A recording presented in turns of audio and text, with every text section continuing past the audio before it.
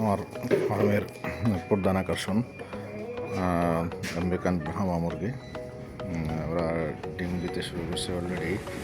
আমরা প্রায় শতাধিক বাচ্চা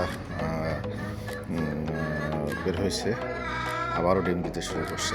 আসলে আমার এই ব্রাহ্মা মুরগির ব্যাপারে তেমন একটা ছিল না, ধারণা ছিল না, বাট ওদেরকে যখন লালন পালন করলাম দেখি ওরা আমাদের দেশীয় স্বাভাবিক মুরগির মতোই তারা খাবার দাবার বা রোগ প্রতিরোধ ক্ষমতা আছে।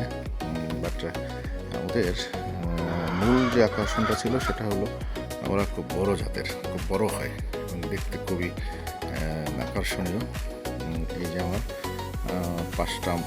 3টে মুরগি আর 2টা মোরগ আছে, যারা আমি এটা বেশ ডিম নেওয়ার জন্য মূলত এটা রেখে দিয়েছি এবং এরা এই যে ডিম দিতে শুরু করছে, 2টা ডিম